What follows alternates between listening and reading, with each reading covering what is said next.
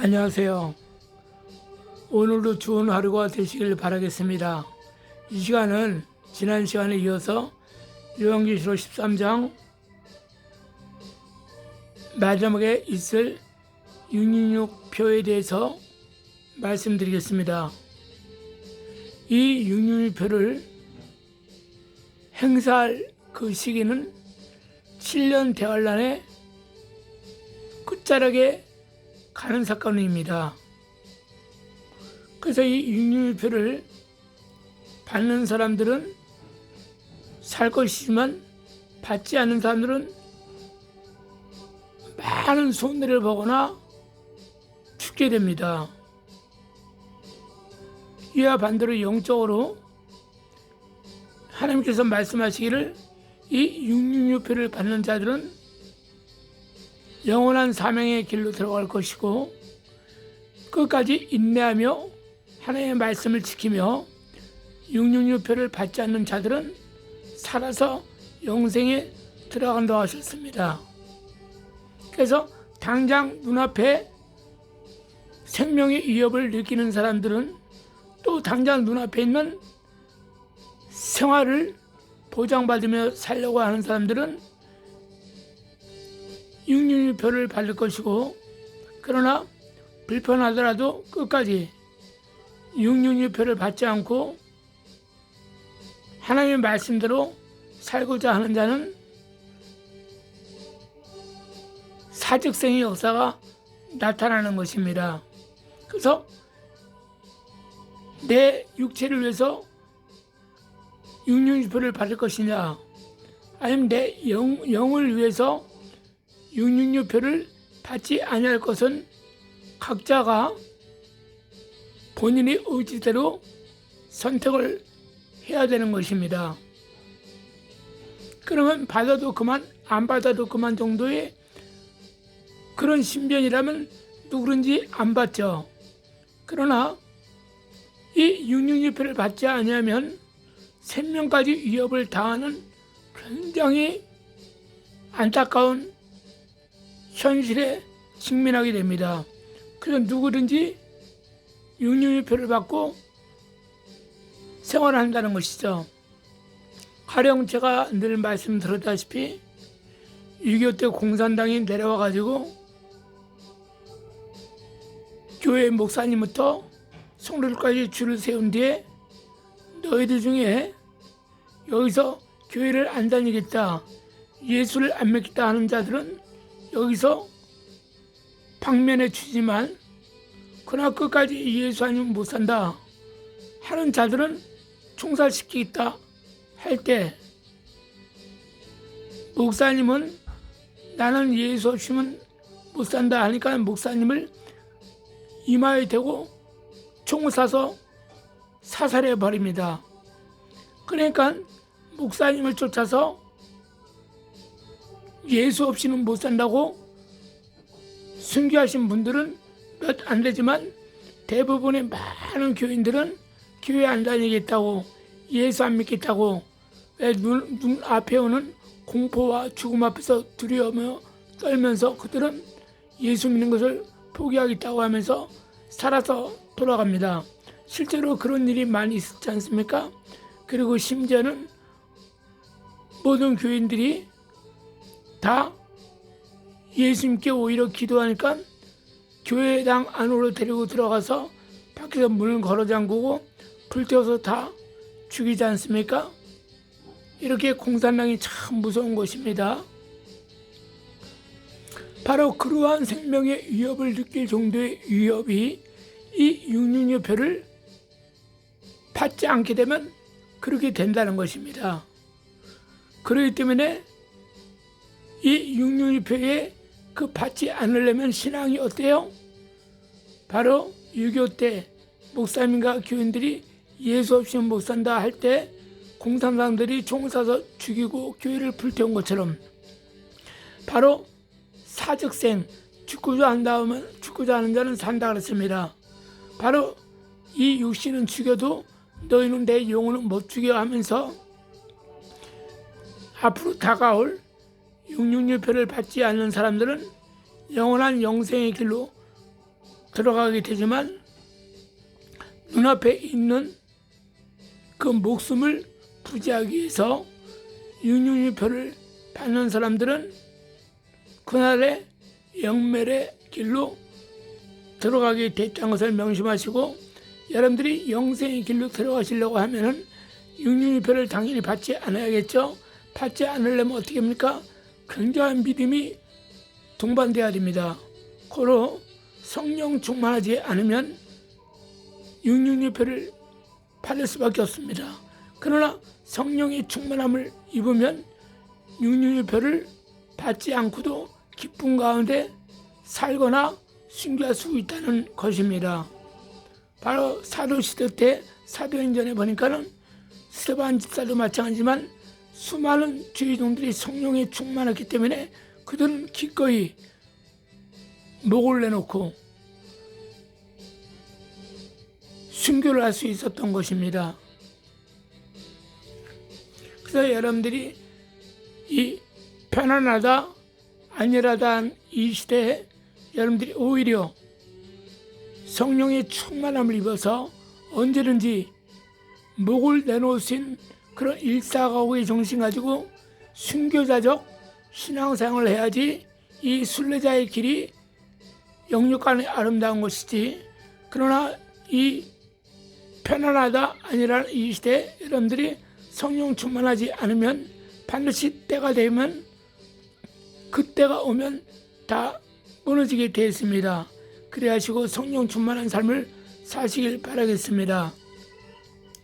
오늘 본 말씀에 보니까 바다에서 한 짐승이 나오는데 그 짐승이 모습이 어때요? 표범과 비슷하다. 발은 곰의 발 같고 입은 사자의 입 같다. 이렇게 말하고 있습니다. 바다에서 한 짐승이 나오더라. 이 바다는 이 세상을 상징하지 않습니까? 이 세상에서 한 짐승이 나온다. 이것은 무엇을 말하냐면 이 세상에서 아주 강력한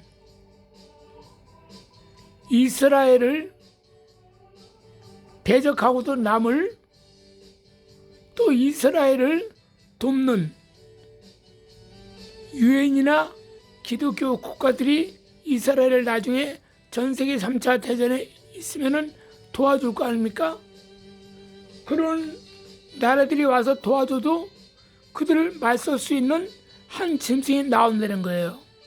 지금 여러분 현실에 아시다시피 지금 이스라엘과 팔레스타인 간의 소모적인 전쟁으로 인해서 이란과 주위의 나라들이 팔레스타인을 돕고 있지 않습니까? 왜? 육적으로는 그들이 이슬람 교의 피언약으로 나눈 국가들이고, 이스라엘은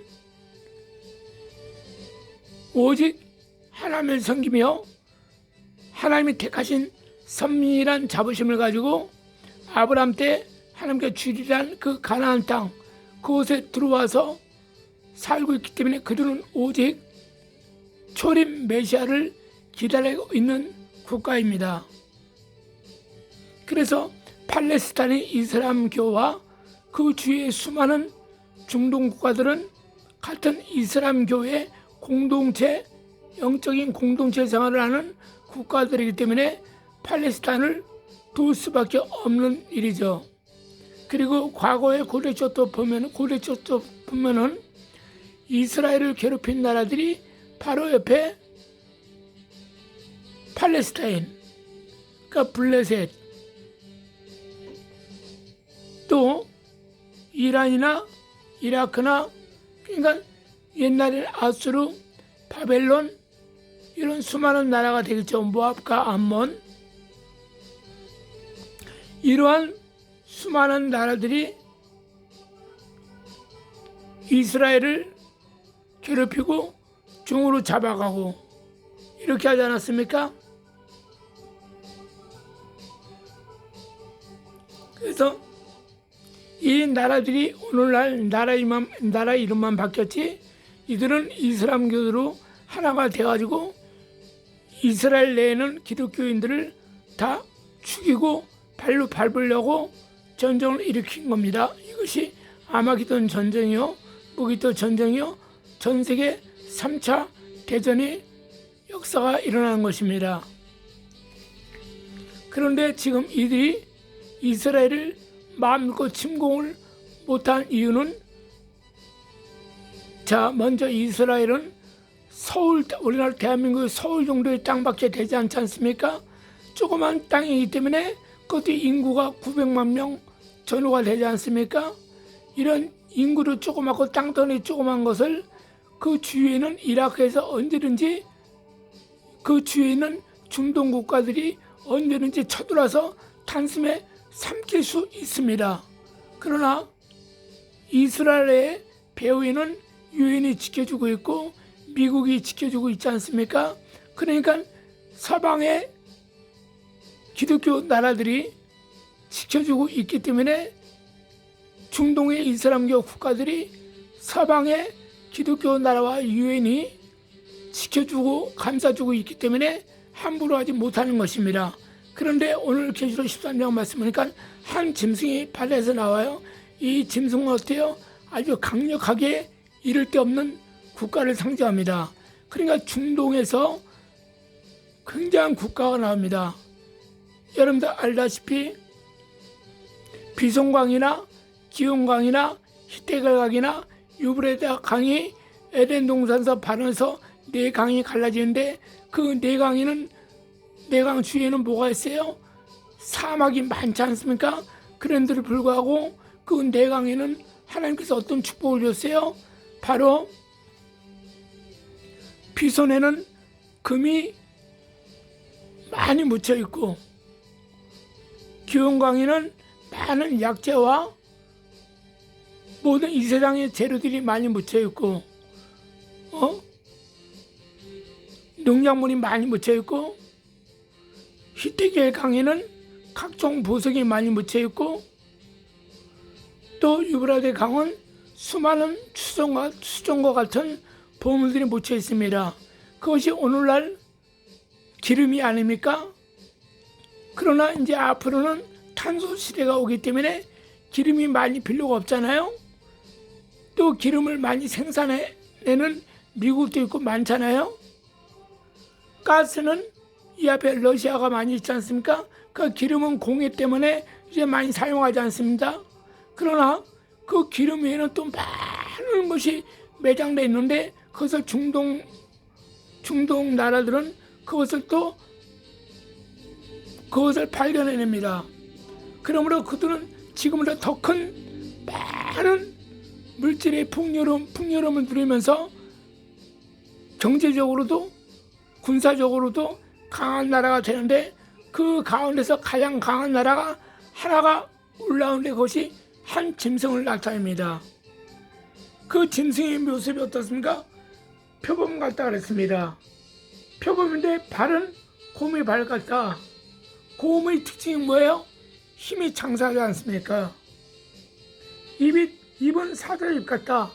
사자는 동물의 짐승의 왕 아닙니까?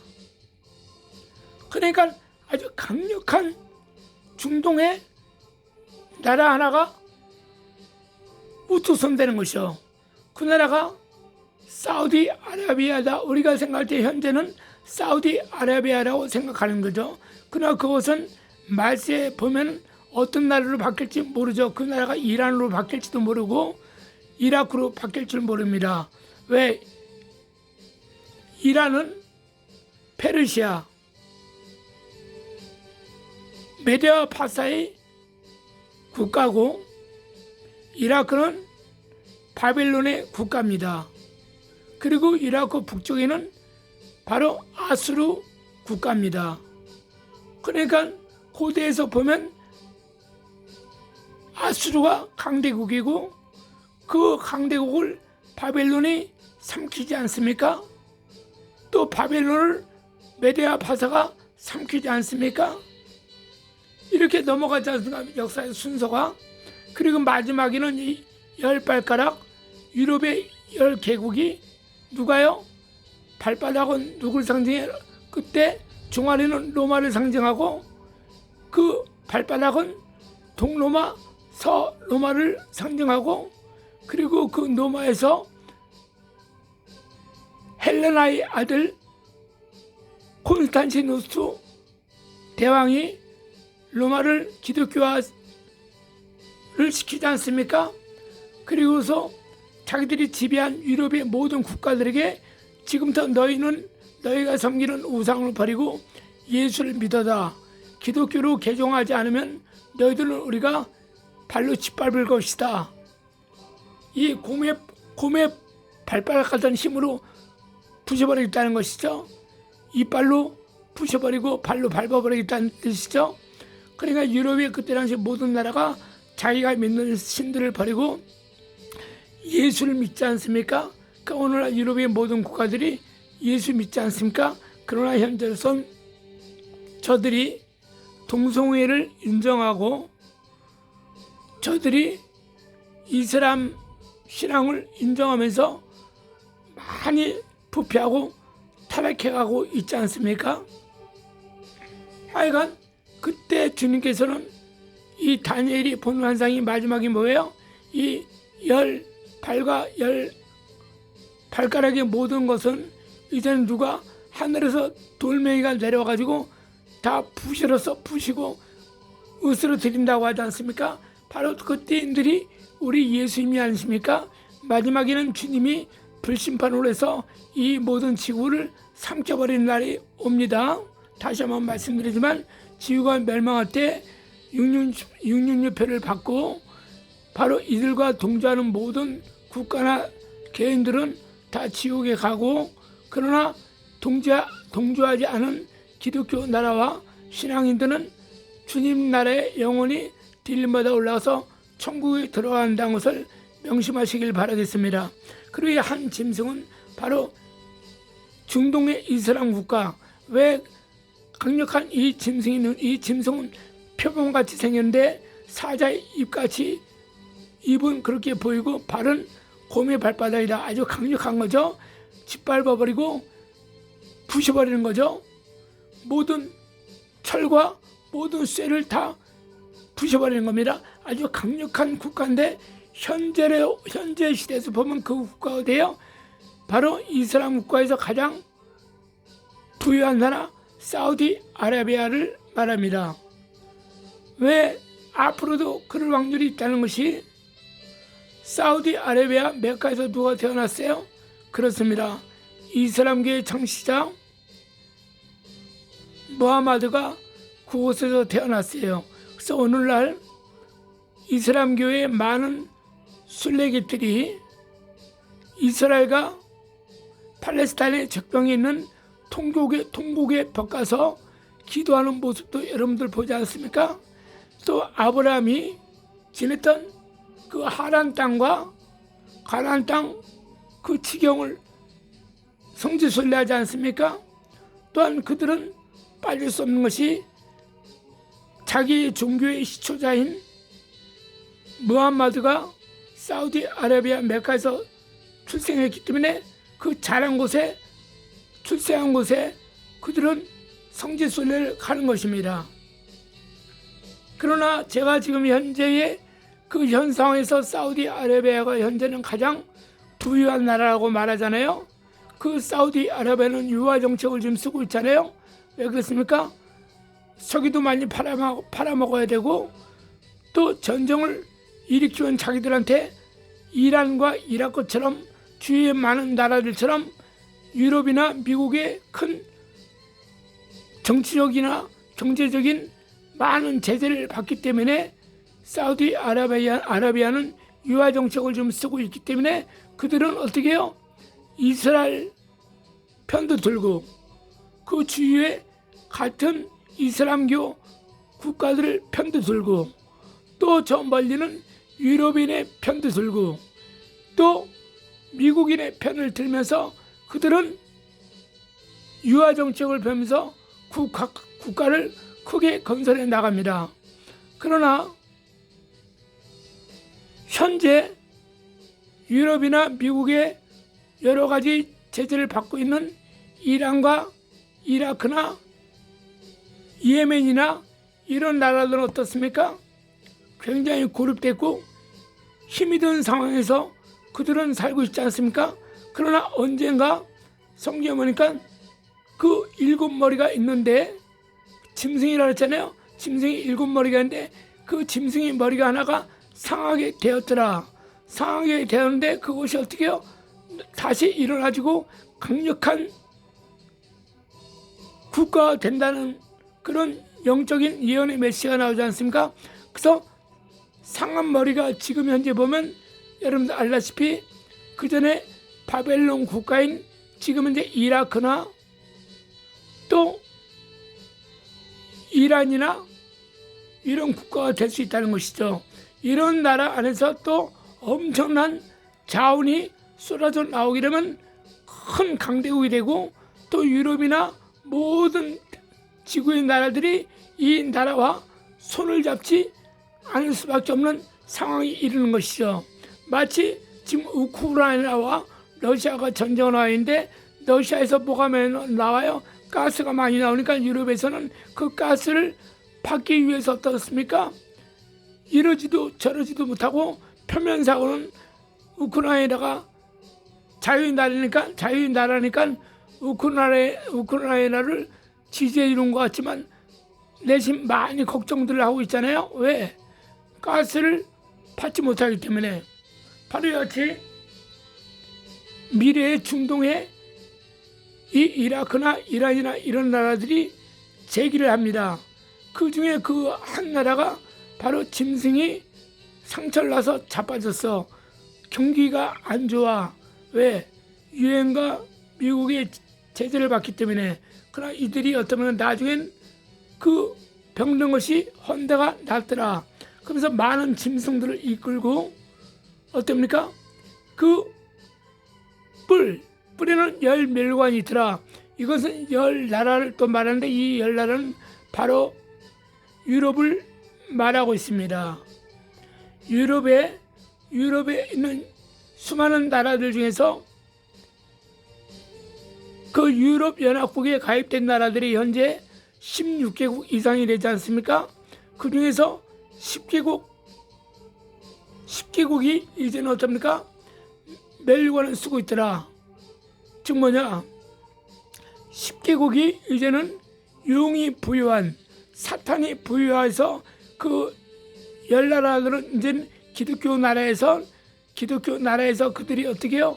동성애를 인정하고 이슬람교 사람들을 인정하고 모든 종교는 자유도하면서 그들을 뿌리치지 못하고 받아들임으로 말미암아 이제는 그들이 중동과 손을 잡고 있습니다. 왜 그렇습니까? 중동에서 상처 입은 그 짐승이 일어나며 강력합니다. 그리고 그들은 중동의 어떻습니까? 리더가 됩니다. 그리고 중동의 그 리더가 된 나라는 그 나라에서 나오는 수많은 광물과 그 천연 자원으로 인해서 어떻게 유럽이 러시아에게 가스 때문에 손을 잡지 않을 수가 없는 상황에 있는 것처럼 그때가 되면 또 이 중동의 이 나라와 손을 잡지 않을 수밖에 없는 상황에 이릅니다. 그래서 이들은 이 중동의 가장 힘센 표범 그 나라의 중동의 6개 국가가 그들을 협조하고 이 짐승의 큰 짐승은 어떻습니까? 심지어 용이 하늘에서 불을 내리게 하고 그건 뭡니까? 큰 능력을 말하는 겁니까? 기사 표적을 말합니다. 육적으로 말하면 엄청난 물질의 풍요로움을 준다는 것이죠. 그것이 사우디아라비아가 될지 이라크가 될지. 근데 제 생각에는 지금 그 나라가 왜 상처를 입었더라. 상처를 입은 것, 죽게 된 것이 헌데가 살아났더라. 이거 뭐냐? 지금 현재 이라크가 굉장히 힘든 상황이 이란이 힘든 상황이 있지 않습니까? 그래서 그 이란이 나중에 다시 부활하지 않을 거란 생각을 조심스럽게 말씀해 드리는 것입니다. 그래서 이란이 이후에 마지막 결정적인 종말의 때에 이란이 거기에서 무수한 이란이나 이라크 중에서 무수한 자원을 그들이 발견해서 큰 부자가 되면 그 자원을 어떻게 해요? 필요로 한 국가가 바로 근접한 나라 유럽이 되는 것이죠. 그래서 이들은 어떻습니까? 이제는 서로 MOU를 체결하게 됩니다. 즉 비밀 서약을 체결하게 된다는 것이죠. 왜 그러냐? 유럽에는 지금 많은 것을 연구하고 과학자들이 밝혀낸 것이 있는데 그것이 뭡니까? 666표라 이것입니다. 이 666표를 받으면 어떻습니까? 이 칩, 이 666표 칩을 받으면 굉장히 생활이 편리합니다. 그런데 아직까지 유럽의 국가들 중에는 예수를 믿는 국가가 많이 있지 않습니까? 아무리 타락했어도 그 가운데 하나님께서 구별한 기독교인들이 많다는 얘기죠. 그렇기 때문에 그들은 이 칩을 발견하고도 발명했음에도 불구하고 이걸 지금 사용 못하는 겁니다. 왜? 그것을 따라주는 나라들이 유럽에서도 많지 않기 때문입니다. 근데 말세가 되면 어떻습니까? 말세가 되면 이제는 중동에서도 아무리 그 표범 같은 짐승이 강하다 할지라도 이스라엘을 단번에 쳐들어가지 못합니다. 왜 그렇습니까? 그 중동 밖에는 이스라엘 여전히 돕고 있는 UN, 또 유럽, 미국, 세계 각국이 기독교 나라가 있기 때문에 그들은 못하는 것입니다. 제가 요한계시록을 1편에서 말씀드렸다시피 요한계시록 11장, 12장, 13절 또 일곱인 또 일곱 나팔 또 일곱 대접 모든 것은 7년 대환란의 서막에서 결론까지 이루어진 사건이라고 말씀드렸잖아요. 그리고 7년 대환란 지구의 종말은 전 세계를 통해서 나오는 것이 아니라 바로 중동의 이스라엘과 그 밖에 이슬람 국가의 전쟁이라고 말씀드리지 않았습니까?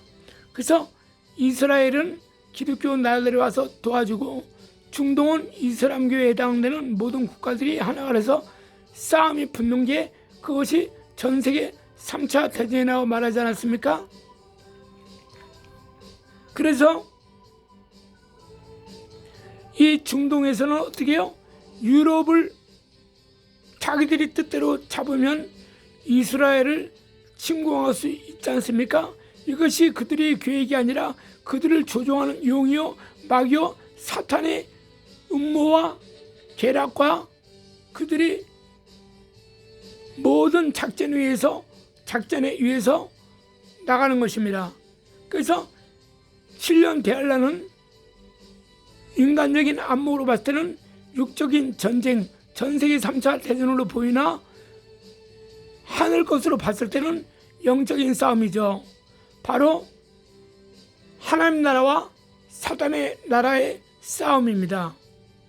그래서 마지막에는 하나님이 부르신 사단이 이기 때문에 하나님께서 마지막에는 천사를 보내서 또 친히 주님이 강림하셔서 다 그들을 불태우면서 없앤다고 제가 누누이 강조하고 말씀드리고 있지 않습니까?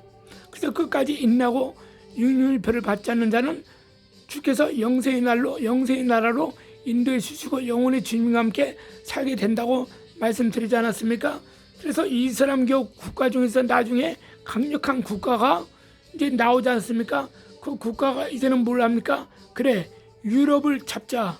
유럽을 잡으면 유럽 안에는 유엔군이 많기 때문에 유엔 나라가 많기 때문에 그들을 어떻게 해요?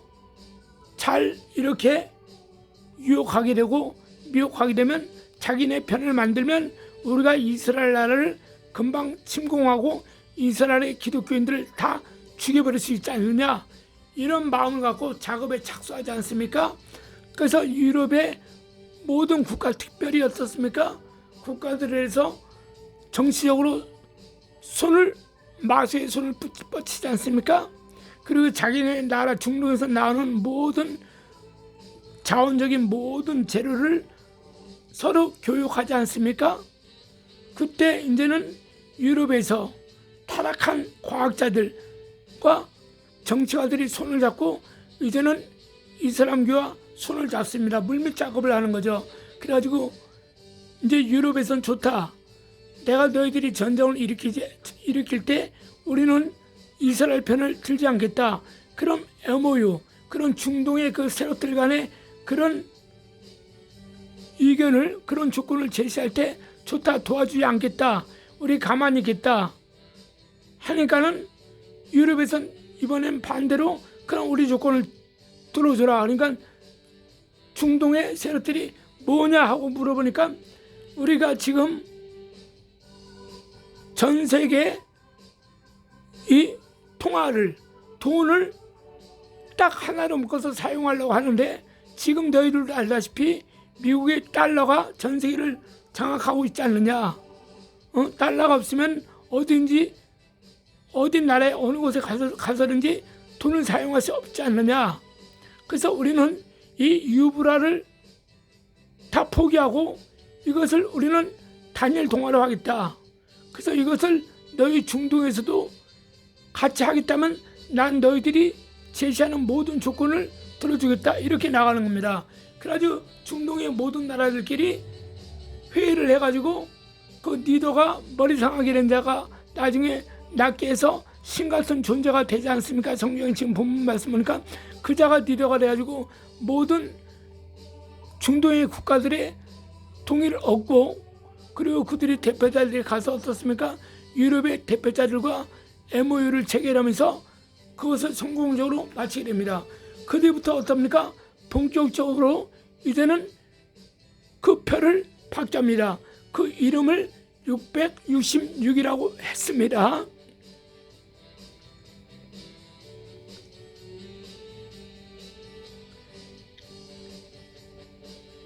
지혜가 여기 있으니 총명 있는 자는 그 짐승의 수를 세어보라. 그 수는 사람의 순이 666이라. 누구든지 작은 자나 큰 자나 부자나 가난한 자나 자유한 자나 종이나 그 오른손이나 이마의 표를 받게 하고 누구든지 이 표를 가진 자 외에는 매매를 못하게 하니 이 표는 곧 짐승의 이름이나 그 이름의 수다. 이렇게 말하고 있지 않습니까? 이와 같이 이제는 그들의 칩을 이마나 손목에 집어넣게 함으로 말미암아 이제는 중동과 유럽의 모든 나라들이 어떻습니까? 돈을 하나로 만드는 계기가 되지 않습니까? 그래서 이제는 그들이 돈이 필요가 없는 거예요. 지갑에 지폐를 가지고 다닐 필요가 없지 않습니까? 이미 자기들이 일할 때 월급을 받는다. 그럼 그 월급이 어떻게 자동으로 우리가 오늘날 직장인들이 월급 받으면 통장으로 돈이 들어가듯이 그들이 칩으로 다 그것이 모든 것이 입력이 되고 우리가 마트나 이런 데 가면 물건 사러 가게 되면 어떻습니까? 카드를 주고 물건을 사지 않습니까? 근데 오늘날 여러분들 알다시피 이 돈 때문에 우리 대한민국 사람들 가끔 보면 필리핀에서 강도들이 총을 쏴서 죽여서 돈을 빼앗거나 그런 사건이 나오지 않습니까? 이제 그런 사건도 이제 필요가 없는 거죠. 이것을 받게 되면. 그리고 이 카드도 분실낼 수가 있고 어떤 강도의 위협을 받아서 은행 가서 칼에서 돈을 빼가지고 줘야 되고 그렇게 정말로 억울한 일 당하는 일이 많지 않습니까? 근데 이 666표를 받게 되면 어떻습니까? 그런 일이 하나도 없다는 것이죠. 왜 그렇습니까? 이 칩을 받게 되면 이 칩은 그 손목이나 이마에 들어가게 되면 이 칩은 이제는 작동을 하게 돼요. 뭐가 작동하느냐? 이 칩에 들어있는 그 사람의 주민번호가 다 있지 않습니까? 그 번호 안에 뭡니까? 이 피가 살아있으면 이 피하고 같이 응고가 됨으로 말미암아 이것은 끝까지 사용할 수 있어요. 근데 만약에 피가 죽어서 이제는 이 피가 죽어서 이제는 액체 상태가 되지 않고 이제는 응고가 돼버려요. 그럼 어떻습니까? 그러면 이 칩도 중단되게 되어 있습니다. 그래서 어떠한 강도가 이 칩을 손목에서 살을 빼서 칩을 가지고 사용한다 그러면 이미 그 피가 죽었기 때문에 이 칩을 사용할 수가 없게 되는 것입니다. 그러니까 굉장히 메리트 있고 유용하고 좋은 것이 되겠죠. 누가 봐도 너무너무 과학적이에요. 너무 좋습니다. 그 다음에 이 칩을 가지고 있는 사람이 또 강도를 만날 수 있잖아요. 너 은행에 들어가서 예를 들어서 지금 1억 원 빼와 그랬다 이겁니다. 관광객한테 1억 원 빼와 그랬는데 이가 주지 않으려면 어떻습니까? 1억 원을 빼와야 돼. 이전에는 카드 같은 걸로 빼거나 통장에 입금시켜줬지만 일단 이 칩을 이용해서 이체를 시켜줘야 됩니다. 그러면 이거나 저거나 똑같을 거 아니냐? 근데 그렇지 않다는 것이죠. 이 피는 살아있지 않습니까? 그럼 즉 뭐냐? 우리가 높은 산에 올라가면 혈압이 올라가잖아요. 또 누가 스트레스를 많이 받게 하면 피가 거꾸로 솟아서 그 자리에 쓰러지거나 혈압이 올라가지 않습니까? 그와 마찬가지입니다. 이 사람이 은행에 들어가야 누군가한테 위협을 당해가지고 은행에 들어간 순간에 은행에 있는 우리같이 CCTV처럼 그 센서가 우리 몸을 그대로 찍어버립니다. 찍으면 이 몸의 피가 어떻게 해요? 긴장과 두려움과 공포 속에 있는 가운데 은행문에 들어온 것을 이 피가 가르쳐 주는 것입니다. 그러니까 이 센서에 그것이 나오기 때문에 그것을 지키는 경찰들이, 그 은행에 지키는 경찰들이 그것을 보고 아, 이 사람 지금 위험에 처해 있구나, 누군가에게 위협을 당하고 있구나, 뭔가 불안과 공포에 떨고 있구나 하면서 그 피의 그 상태를 보면서 출동을 하게 됩니다. 그리고 그에게 위협했던 그 강도들이 다 잡히게 되는 것입니다. 그리고 강도들은 엄격한 법에 의해서 지금처럼 1년 2년 주는 것이 아니라 무기징역이나 처형을 시켜버립니다. 그러니까는 강도나 도둑이 이 칩으로 인해서 나타날 수가 없다는 것이죠. 이만큼 이 칩이 굉장히 좋은 것입니다. 그래서 누구든지 다 이 칩을 받아요. 그런데 어떻게 해요? 이 칩을 받지 아니하는 자들은 매매를 하지 못하게 한다 그러지 않습니까? 그래도 그때가 되면 중동의 모든 나라들은 이스라엘을 쳐 부시려고 당함이 잘 됐지만 유럽은 그래도 곳곳에 숨은 영적인 위인들이 있습니다. 그 위인이 누굽니까? 바로 이스라엘에서 나가서 사는 유대 민족입니다. 그들이 이민 가서 사는 모든 사람들은 거기다가 기독교로 개종한 사람들입니다. 기독교로 개종했기 때문에 그들은 재림 예수를 믿고 살고 있습니다. 그들의 후손들도 기독교로 예수를 믿고 살고 있습니다. 이런 사람들 중에서도 바로 예수 그리스도를 믿으며 예수 그리스도를 재림을 사모하는 사람들이 정치권이나 경제권이나 군사권에 있는 사람들이 많이 그래도 있습니다. 그러나 그들이 다수결 표에 의해서 밀려났기 때문에 육류의 표에 대해서는 그들이 안 된다고 반대표를 던졌으나 육류의 표를 받자, 이렇게 칩에 집어넣자, 전 세계와 우리가 통합권 하나로 만들자, 이렇게 하면서 그들은 어쩔 수 없이 하나님의 영적인 비밀을 알지만 어떻게 해요? 그들이 법을 따라가야 하기 때문에 그들은 비록 육류의 표를 받지 않았어도 그들은 거기에 수긍할 수밖에 없는 것입니다. 그래서 마지막 날에는 유럽의 또 수많은 세계의 기독교인들 가운데는 성령 충만한 사람들은 끝까지 육류의 표를 받지 않고 살게 되는 사람이 있습니다. 그래서 유럽의 모든 사람들을 이슬람교가 들어온 모든 국가들은 막대한 피해를 받으며 심지어는 죽기까지 하는 그런 순교적인 신앙을 가지고 살 수밖에 없습니다. 그래서 그들 가운데는 그래도 물질이 있는 사람 어떻게 해요? 우리 대한민국이나 미국 같은 데 들어가서 살겠죠. 왜? 대한민국이나 미국 같은 데는 여전히 기독교가 더 성행하고 예수 믿는 사람들이 많기 때문에 영적인 자유나라에 가서 살기 위해서 많이 이제는 들어오겠죠. 그때 되면 이제는 어떻게 됩니까? 우리 지구에는 여러분들 알다시피 195개의 나라가 있지 않습니까? 그리고 정식으로 나라로 이름이 정해지지 않은 부족이 20-30개 국가가 있지 않습니까? 근데 이 지구의 가난한 나라들, 미개발도상국인 이런 나라들은 누구의 도움을 마지막에 많이 받습니까? 그렇습니다. 우리 대한민국의 도움을 많이 받게 되어 있습니다. 우리가 예전에는 영국이나 미국의 선교사님들 통해서 물질적으로 영적으로 도움을 많이 받아서 오늘날 이렇게 우리나라가 경제적인 부유한 나라가 되지 않았습니까? 우리가 기독교가 들어오지 않기 전에는 이전에는 불교 나라에서 유교 나라로 살 때는 많은 나라에게 조공을 바치고 침략을 당하고 노예생활, 종살이 생활을 하지 않았습니까? 그러나 기독교 나라가 들어옴으로 말미암아 어떻습니까?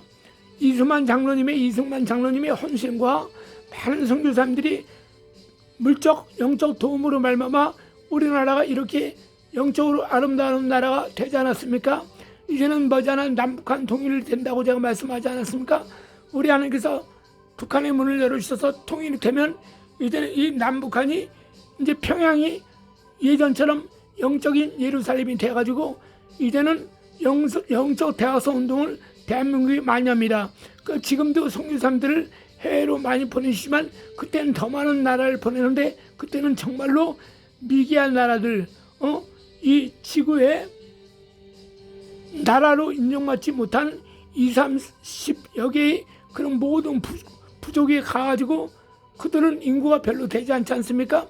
그들 나라에 집중적으로 대한민국 선교사님들이 가서 우리가 받았던 혜택처럼 똑같이 그들에게 가서 우리가 물질적으로 도움을 주며 영적으로 도움을 줍니다. 학교를 세우고 병원을 세우고 양식을 대주면서 예수 그리스도의 복음을 전합니다. 그래서 그들이 완전히 다 예수의 사람이 되지 않습니까? 그래서 이 선교사님들이 가서 666에 대한 교육을 시키지 않습니까?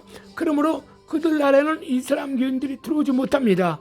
그렇기 때문에 그러한 나라들이 보이지 않는 영적인 위인 7,000명이 있는 것처럼 영적인 위인들이 있는 것입니다. 그래서 마지막에는 양 종교가 대립을 하게 되는 거죠. 그래서 이제는 이슬람교나 이슬람 국가 중동이나 수많은 유럽인들이 단일 동화를 함으로 말미암아 육륜표를 받게 하면서 그들은 자유롭게 왕래합니다. 그러나 우리나라나 서구의 모든 나라들 중에는 육륜표를 받는 개인들이 많이 있죠. 국가에서는 인정을 하지 않아도. 예를 들어서 우리가 프랑스에 공부를 하러 간다. 무슨 영화제 관람하러 간다. 축구 경기를 관람하러 간다. 여행을 간다. 공부를 하러 간다. 무역을 하러 간다. 정치적인 문제로 갈 때는 어떻게 해요? 이제는 그 나라 가서 돈을 써야 되잖아요. 그래서 우리나라에서 인천공항에서 비행기를 타고 가는 것은 괜찮은데 내려서부터 이제는 그 순간부터는 어떻게 해요? 모든 것을 그들이 말하는 666표를 받지 않으면 잠을 잘 수도 없고 사 먹을 수도 없고 아무 일을 하지 못합니다. 그렇기 때문에 어쩌세요? 이런 사람들은 666표를 받으면서 생활을 하게 돼 있다는 것이죠. 그러나 끝까지 안 받는 사람들은 뭡니까? 그때 되면 우리나라, 미국이나 또 수많은 또 거기 유럽의 육류배에서 대항하는 기독교 나라들은 어떻습니까? 그럼 좋다. 저 유럽 놈 새끼들이 저 중동 이슬람교 놈들하고 손잡아주고 저렇게 한다. 그리고 말이야 이스라엘을 본격적으로 괴롭히는데 우리는 우리끼리 힘을 합치자. 그러니까 또 힘을 합칩니다. 제가 말씀드렸죠. 노아의 홍수 때 누구 때문에 홍수를 일으켜서 지구를 심판하셨습니까? 그렇죠. 우리 하나님께서는 노아의 시대 때 이스라엘 백성 하나 그것을 보고 그 이스라엘 그럼 이렇게 반면하신 분이 있을 거예요. 아니 그러면 그때 노아의 시대 때는 다 그 이스라엘 사람들만 있었지 하나님이 창조했는데 밖에 나간 사람도 없는데 당연한 거 아니냐 이렇게 말할 수 있어요. 근데 그렇지 않습니다. 하나님께서 아담과 하와를 만들고 그 뱃속으로부터 육적인 자손이 많이 나오지 않습니까? 그 노아의 시대 때 그 안에서 살던 사람도 있었지만 그 밖으로 또 흘러서 나가는 그 무리들이 또 많았습니다. 그것은 주님께서 그 밖에 그에선 관심이 없기 때문에 오직 노아 시대 때 그 안에는 족속에게만 관심이 있기 때문에 그 말씀하신 겁니다. 즉 바벨탑 사건 아시지 않습니까? 창세기 21장에 그때 당시 그 노아의 후손들이 모여서 하는 말이 뭐랍니까? 야, 우리끼리 살자. 담을 쌓아가지고 하늘까지 닿게 해서 우리 더 이상 사람들 나가서 살지 못하게 하자. 이러면 우리가 영원히 남남되지 않겠느냐? 그래가지고 우리가 밖에 나가면 말이 다 바뀌지 않느냐? 마치 대한민국의 팔도에 같은 대한민국 주민수를 가지고 있지만 경상도 말, 충청도 말, 서울 말, 경기도 말, 이북말, 제주도 말 다르듯이 말이 점점 틀리면 안 되니까 우리끼리 한 언어를 쓰자 바벨탑을 만들지 않습니까? 이 바벨탑 이전에 이미 밖으로 나가서 사는 사람들이 많다 이겁니다. 그 뜻으로 여러분들이 이해하시면 되는 겁니다. 그래서 우리 하나님께서 관심 있는 것은 물론 모든 지구에 있는 모든 200여 개국 되는 모든 하나님 만드신 사람에게 관심이 있지만 특별히 선민, 바로 영적인 이스라엘, 육적인 이스라엘, 바로 이 모든 영적인 이스라엘은 물론 돌 감람나무인데 예수를 믿고 돌 감람나무가 된 사람들, 바로 이스라엘의 영적인 원 감람나무에 접붙임을 받아서 우리가 예수를 알고 구원받은 사람 돌 감람나무, 우리에게 관심이 있지만 우리 주께서 관심 있는 것은 지금 현재 이스라엘 나라에서 관심이 있기 때문에 주께서는 오직 이스라엘 중심으로 해서 전 세계 세계사를 지금 주께서는 통치하고 계시는 것입니다. 그래서 이스라엘이 완전히 이제는 7년 단란기 마치면은 이제는 이스라엘을 구하기 위해서 주님이 오시면서 전 세계가 이제는 이스라엘 나라와 통참한 기독교인들이 함께 영생의 나라로 들어가는 역사를 나타낸다고 제가 말씀드렸죠. 그래서 마지막에는 전 세계가 육륜일표를 받는 것이 아니고 육륜일표의 끝까지 대항하면서 순교적인 삶을 살아가는 국가들로 있다는 사실입니다. 그래서 여러분들은 그때 되면 많은 것이 이제 불편할 것이 많습니다. 왜냐하면 유럽이나 중동 국가에서 우리가 수입을 해야지 되지 않습니까? 그 물자를 우리가 공급을 받아서 살아야 되잖아요. 또 우리 물건도 그들 나라에 가서 팔아먹어야지 살 수 있지 않습니까? 근데 육륜표를 어떻게 우리가 받지 않으면 어떻게 됩니까? 받지 않으면 통상교육을 할 수가 없습니다. 그래서 대한민국이나 미국이나 어떤 기독교 나라에서도 위에서는 그것을 어떻습니까? 인정을 하고 받아들일 수밖에 없는 것입니다. 그러나 대한민국 안에서 그것을 철저하게 거부하는 성령 충만한 기독교인들은 어떻습니까?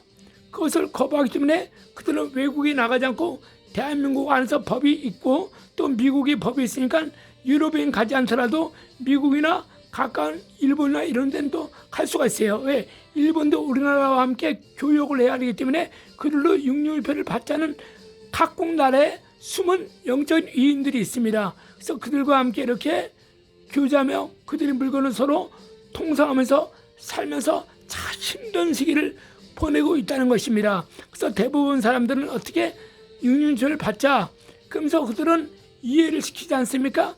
마치 6.25 일제시대 때, 일제강점기 때 일본 놈들이 뭐라고 합니까? 너희는 이제부터 어떻게 해요? 천황 앞에 경배하라는 겁니다. 신사참배하라 이거야. 그리고 너희가 예배를 집도하라 이겁니다. 그때 수많은 기독교인은, 진실한 기독교인들은 어떻습니까? 신사참배 안 함으로 말미암아 감옥에 가서 모진 고문을 당하고 또 순교하시고 그러신 분들이 많잖아요. 그 중에 신사참배한 한경진 목사님은 대한민국에 내려와서 그는 하나님 앞에 큰 회개를 하지 않았습니까? 우상에게 절했는데 용서해달라고. 그리고 그는 많은 사람이 기독교인들에게 간청하면서 나 같은 죄인을 용서해달라고, 나는 이렇게 우상숭 맺다고 하는 것을 여러분들 예수 믿는 사람들은 다 알지 않습니까? 근데 그때 당시에도 신사 참배하는 것이 뭐 어떠냐, 그냥 고기만 숙이는 건데 고기만 숙이고 있다가 그냥 예배 드리면 되잖아요. 그러니까 회유하는 많은 기독교 단체의 목사님들도 많았지 않습니까? 근데 하나님께서는 누굴 인정해줘요? 끝까지 신사 참배를 하지 아니한 주의종들을 인정하시고 그들을 순교한 자들은 하늘의 별처럼 비춰주시는 말마마 그들이 하늘의 왕권을 누리면서 살지 않습니까? 그래서 여러분들 앞으로 육륜표 역시 마찬가지입니다. 수많은 거짓 선지자가 일어납니다. 수많은 목사들이 일어나서 육륜표는 이렇게 편리한 세상을 주는데 어떠냐, 이거 받으면 강도 만날 일 없고 도둑 만날 일 없고 성지순례 갈 때도 우리가 가는데 어떠냐, 이렇게 하지 않습니까? 그래서 왜 성지순례 갈 때 이스라엘 나라 가서 어떻습니까? 그 주위에 가면 어떻습니까? 바로 시내산만 가도 돈이 사용할 수 없지 않습니까? 또 이스라엘 나라에서도 역시 어떻습니까? 육륜표를 받으면서 매매를 하기 위해서 파는 자들도 많이 있습니다. 2000년에 예수님 때도 어떻습니까? 영적으로 개같은 무리가 많이 있었지 않습니까? 바로 제사장인데 불구하고, 바리새인데 불구하고, 공회원인데 불구하고, 장로들인데 불구하고 그들이 누구에게 빌붙어서 살았습니까? 로마의 황제 발랄에 빌붙어서 살았던 종교적인 개같은 지도자가 많이 있지 않았습니까? 그런 자들이 다 어떻습니까? 예수를 이단이다, 베들레헴에서 낳지 않고 나사렛에서 낳았다 하면서 어떤 예수를 잡아 죽인 자들이 그 정치적인 목적을 두고 또 어떤 권위와 영광을 누리고 싶어서 그 보좌를 빼앗기지 않기 위해서 예수를 죽인 자들이 아닙니까? 그것이 앞으로 바로 육륜표에 대해서 수많은 거짓 선지자, 수많은 주의종들, 가짜 목사들이 나타나서 육륜표를 이거는 받으면 괜찮다고 그들이 또 역설하면서 회유를 시키잖아요. 그들은 바로 역시 미혹의 영에게 당한 자들입니다. 음료의 대접, 음료의 잔에 술 취한 자들이라 이겁니다. 그래서 여러분들이요, 우리가 사람의 말을 듣고 예수 믿는 것이 아니라 우리가 하나님의 말씀에 기록된 것을 믿고 예수를 믿어야지 여러분들이 그 말씀이 거름망이 돼가지고 저 목사가 말하는 것은 가짜 설교다, 저 목사님은 정말 진실한 목사입니다, 그것을 분별할 수가 있는 것입니다. 어떤 교회는 10수년 다녔어도 성경 말씀 모르는 사람들은 자기 목사 말이 100% 맞는 줄 알고 아멘 하고 있지 않습니까? 그러나 성경 말씀을 깊이 묵상하면서 기도하는 사람은 어떻습니까? 저 말은 얼굴은 목사지만 저 입에서 나오는 말은 사탄이 미혹하는 말이다, 이거 감지를 해가지고 그 교회를 떠나지 않습니까? 바로 이같이 영적 분별은 하나님의 말씀 중에서 나온 거고 그 성령 충만을 받는 것은 기도밖에 없습니다. 그래서 말씀과 기도로 살아갈 때 성령 충만한 사람, 이런 사람 육륜표를 받지 않습니다. 그 다음에 이 짐승인수 육륜유표. 자, 그럼 왜 666이라 했을까요? 700도 있고 800 숫자도 있고 1000 숫자도 있고 555 숫자도 있고 777자의 숫자 있고 909 은하철도 999 999 숫자도 있는데 왜 하필이면 666을 썼을까요? 그렇습니다. 이 모든 영적인 아담과 하와부터 또 모든 성도가 마지막 날 구원받는 그 날까지 사단의 세계도 누가 붙잡고 있습니까? 그렇습니다. 우리 하나님께서, 우리 예수님께서, 우리 성령께서, 삼일째 하나님께서 이 사단의 모든 계획을, 모든 것을 다 이끌어가고 계십니다. 그래서 사단이 일할 수 있도록 허용한 것뿐이에요. 하나님께서. 마지막 날 되면 이제는 어떻게 사단의 머리를 잘 잡아서 지옥에 보내지 않습니까? 그러니까 이들이 무적행에서 나올 때 어떻게 계시록 20장 무적행 나오니까 이 용이 땅에, 하늘에 있을 곳이 없으므로 땅에 내쫓겼잖아요. 국가 마곡을 미혹시켜서 전쟁을 일으키더라. 마지막 7년 대환란 끝날에 아마겟돈 전쟁이 아닙니까? 근데 이 용들이 하는 말이 있어요. 뭐래서 분내어 내려갔더라. 그리고 또 용들이 중간에 보면 뭐예요? 분내어서 일으켰더라. 이건 뭐예요? 그 중에서 이 사단의 나라 마귀들이 주님을 대적하는 장면이 또 나와요. 그 한마디밖에 없지만 그 말은 강력한 게 있어요. 쿠데타를 또 일으킵니다. 그 자들이 잡혀서 무적에 들어간 거예요. 그 무적에 들어간 자들이 다시 완전 사단의 나라가 다 들어간 게 아닙니다. 여전히 사단의 나라는 계속 종쇄되고 있는데 바로 하나님의 허락 없이 우주에 올라오지 말라고 분명히 천공법으로 말씀하고 계시는데 불구하고 이들 가운데 분내서 올라간 자들이 또 있었다는 거죠. 그 자들이 두 번째 반역을, 두 번째 불순종을 함으로 말미암아 그 자들을 잡아서 집어넣은 것이 계시록 20장 무적행이라 이겁니다. 제가 이 귀신의 역사, 사단의 역사에서 연계해서 많이 얘기했죠. 그 사건입니다. 그것을 들으면 여러분들이 이해를 할 것입니다. 그 집어넣은 자들이 어떻게 잠시간 노예에서 풀어준 것뿐입니다. 그 자들이 이제 내려와서 어떻게요? 이제 합세해서 전쟁을 일으키는 것이 바로 고가 마곡, 그리고 전 세계 3차 대전이라 이겁니다. 자, 그래서 이것은 모든 하나님이 구원의 계획표에 있기 때문에 이 사단의 모든 것은 하나님께서 움직인다고 말씀 분명히 드렸죠. 왜? 사단이 항상 주님께 보고하러 올라와야 돼요. 어떤 목사님들은 욥이 사단에 올라갔더라. 욥기 1장 6절 이상 보면 사단이 하나님 보좌에 올라갔더라. 그래서 욥에 대해서 얘기하지 않습니까? 그 내용을 보면서 어떤 목사님들은 그것이 단행성이다. 이제는 예수님께서 누가복음 10장 말씀 보니까 주여 우리가 주의 이름으로 귀신을 쫓아내니까 귀신이 쫓겨 내려가이다. 그러니까 나도 봤다. 사탄이 하늘에서 번개같이 떨어지는 걸 봤다 하면서 어떻습니까? 그 맛을 인용해서 이제는 사탄은 하나님 앞에 올라가지 못한다는 거예요. 그렇지 않습니다. 우리가 외무부 장관을 외국의 외교관으로 파송시킬 때 그자가 자기 능력으로 앉아서 일을 보는 게 아니잖아요. 그는 그 나라의 대통령이 그를 임명해가지고 보내지 않습니까? 그리고 그는 반드시 와서 보고를 해야 됩니다. 보고를 안 하면 안 되지 않습니까? 바로 이와 같이 사단은 보고를 해야 됩니다. 그렇기 때문에 주님이 오신 날까지 그들은 어떻게 보고를 하면서 살아야 된다는 것이죠.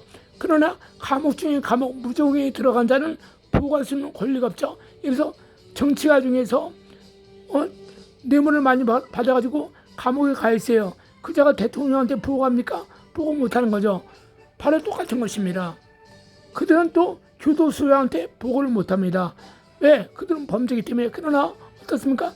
교도소장한테 그 보고를 할 수 있는 것은 그 범죄인 중에서 모범수라고 하는 자들, 그 안에서 반장 역할을 하는 자들 있잖아요. 교도소에서 주방을 맡고 있다, 목욕탕을 맡고 있다, 세탁소를 맡고 있다, 미용실과를 맡고 있다는 그 반장들이 와서 어떻게 해요? 한 달에 한 번씩 와서 교도소장한테 보고를 하면서 우리는 이번에 뭐뭐 필요합니다 이렇게 보고하지 않습니까? 그리고 어떤 놈 보니까 그놈이 좀 행패를 많이 부립니다. 같은 죄수들을 괴롭힙니다 이렇게 보고하지 않습니까? 그럼 교도소장은 그거를 반영해가지고 다 그대로 해주지 않습니까? 똑같습니다. 사단의 나라는 존속하기 때문에 주님께 여전히 마지막 날까지 보고를 하고, 사단의 나라에서 배신한 그 마귀들이 무적이 잡혀서 그들은 보고를 못해요.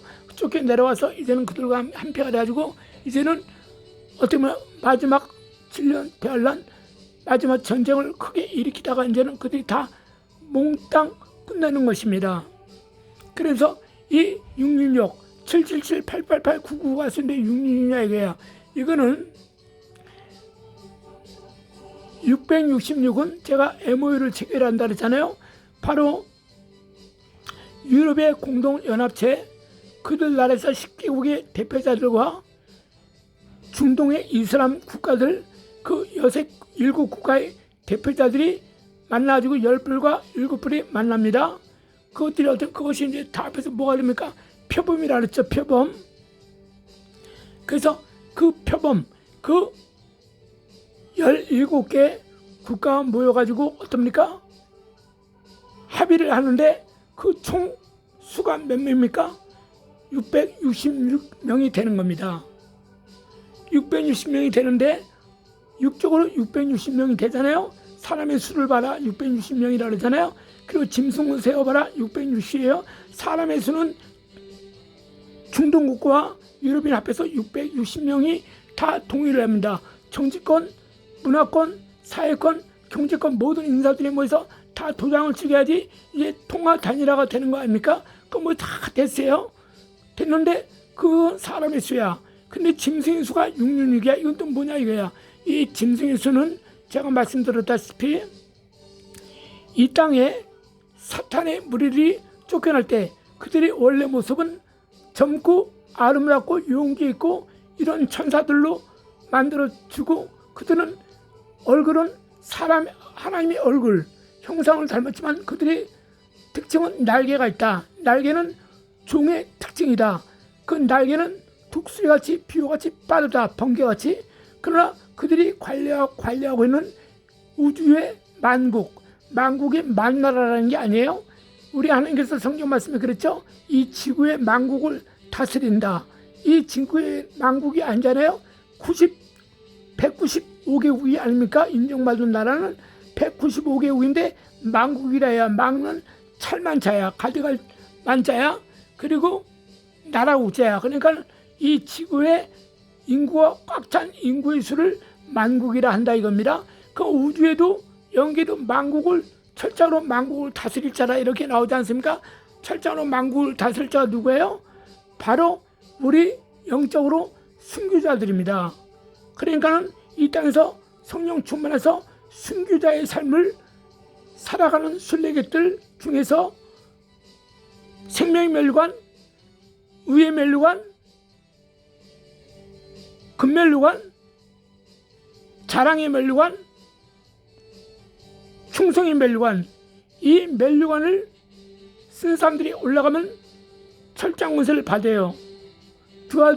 요한계시록 2장의 두아드레아 교회에서 이기는 자는 내가 철장 권세를 주리니 나도 아버지께 받은 것이 이러하다 하면서 그에게 철장 권세를 주면서 만국을 깨뜨리는 권세를 주겠다고 약속하지 않습니까? 그리고 새벽별을 준다고 그러지 않습니까? 이제 멸류관을 씌워주면서 멸류관 쓴 자들이 이제 만국을 다스리는 새벽별이 멸류관 아닙니까?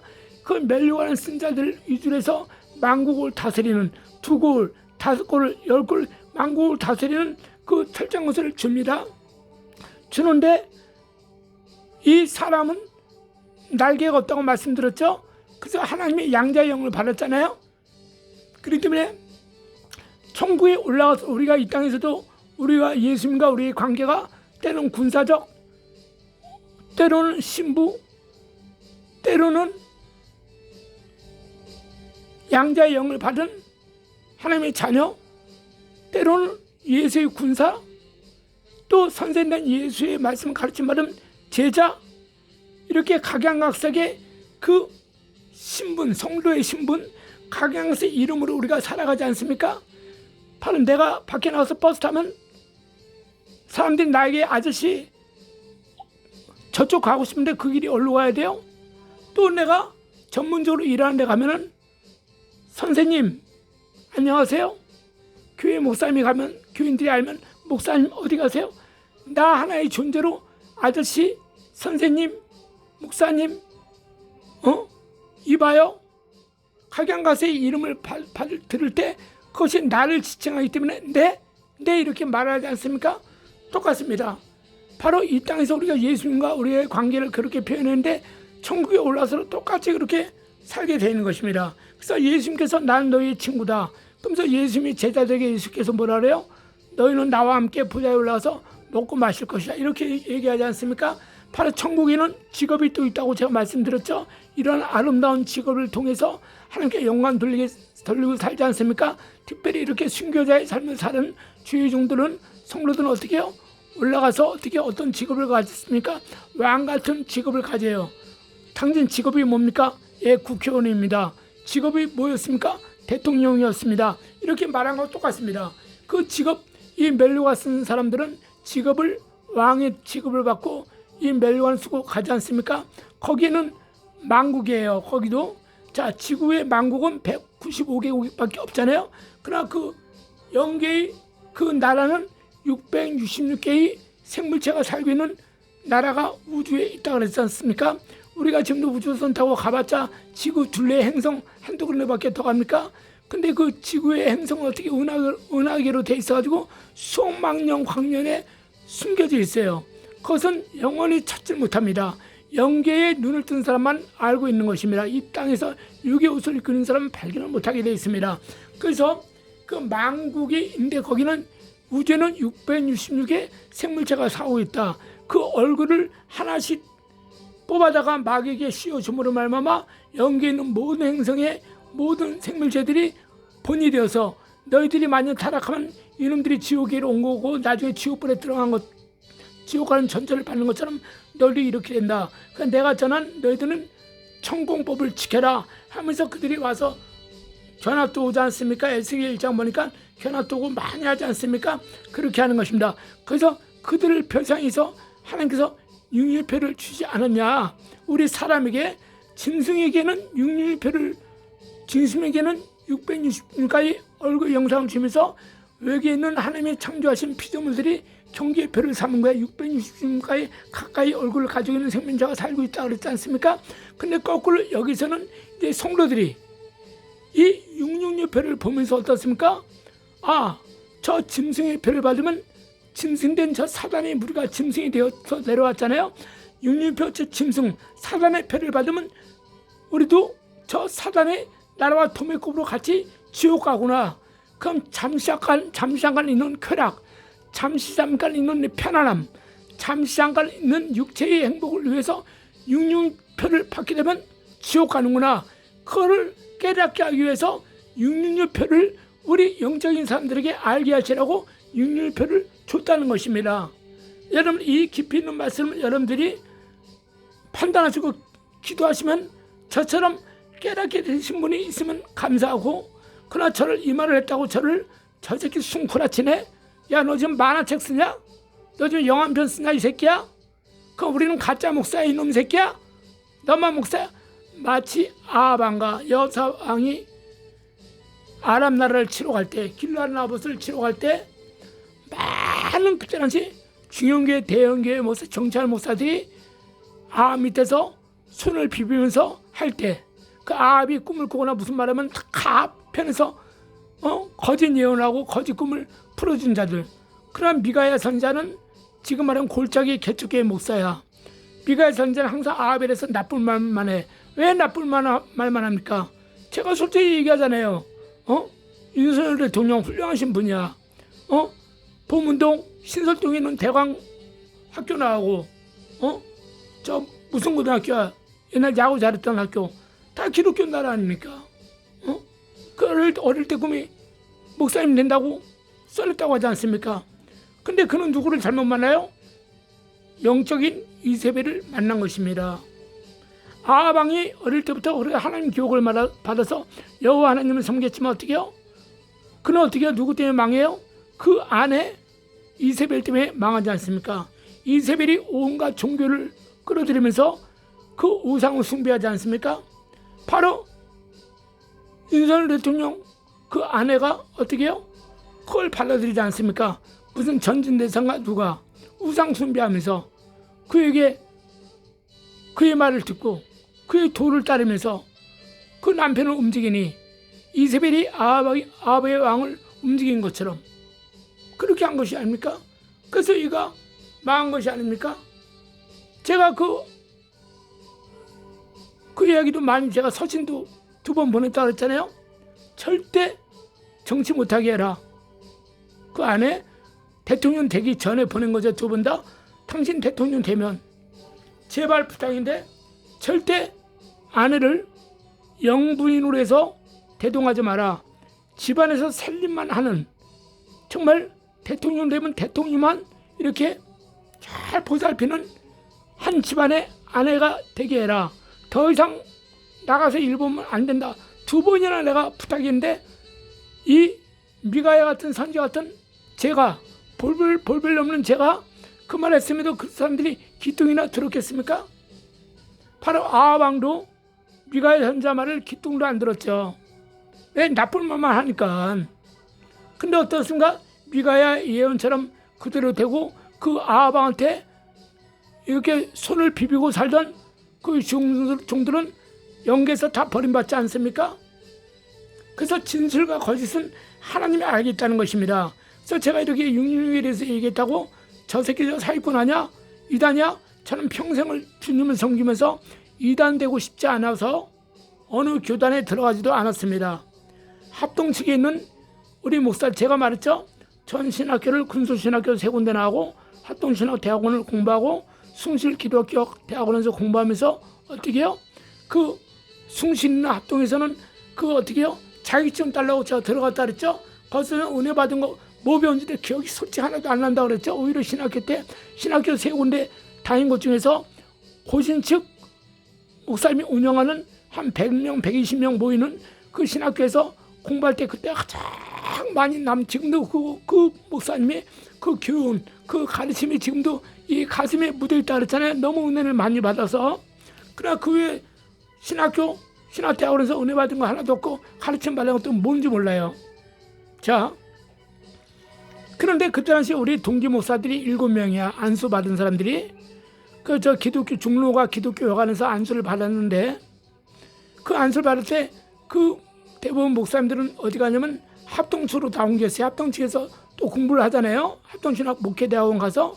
그래가지고 거기서 일정한 교육기간이 끝나면 거기서 이제는 합동측, 그러니까 비주류죠. 주류는 오리지널 처음부터 총회신학교를 간 사람들은 주류라 그러고 다른 데서 공부하고 안수받은 사람들이 이제 총회신학교 대학원 가서 공부하는 것을 우리가 비주류라고 합니다. 정치 안에서도 주류가 있고 비주류가 있지 않습니까? 그래도 거기에서 있으면 합동적으로 이제는 인정받고 목회를 하기 때문에 안전하다 이거예요. 그러나 동기 목사님들이 그들은 연세대 신학대학원에 가서 공부하고 저는 다른 데서 공부했다고 그랬잖아요. 그들이 또 뭐라고 합니까? 우리가 어디 노예에 들어가자. 거기 아무개 목회를 잘하신 목사님이 있는데 거기 들어가서 우리가 합동 측이 우리 이름을 대고 목회를 하자. 그러면 합동 측이 우리의 비밀 언덕이 되어주기 때문에 우리가 이상이 없다. 특별히 저한테 하는 말이 너는 귀신을 쫓고 병을 고치고 이러한 사역을 많이 하니까는 너는 이단의 말을 들을 수 있다. 어떤 단체 교회 목사님처럼 이단 될 수 있으니까 들어가니까 제가 그때 당시 하는 말이 하나님이 아실 일인데 나는 안 한다. 그리고 거기 안 들어가지 않았습니까? 왜? 그 전에 노예들이 하는 것을 제가 봤다 그랬잖아요. 세상만 그 꼬라지를 봤다 이거예요. 그래서 저는 너무 실망을 따르지 않습니까? 물론 다 그런 건 아닙니다. 제가 들어간 노예가 하필이면 큰 목사님들이 무려 많이 모인 자리인데 그런 것을 가고 거기서 보니까 이게 아닌데 해서 저는 그냥 그다음부터 노예란 것을 참석 안 했습니다. 그런데 그 중에 동기 목사 하는 말이 그러면 이단 소리 듣는 그 교회에 가입을 해서 거기서 일을 해라. 너가 지금 이렇게 하면은 나중에 또 이단 소리 듣는다. 아예 그 큰 그 교단 그 목사 밑에 들어가서 거기에 가입해서 일을 해라. 이렇게 말을 했습니다.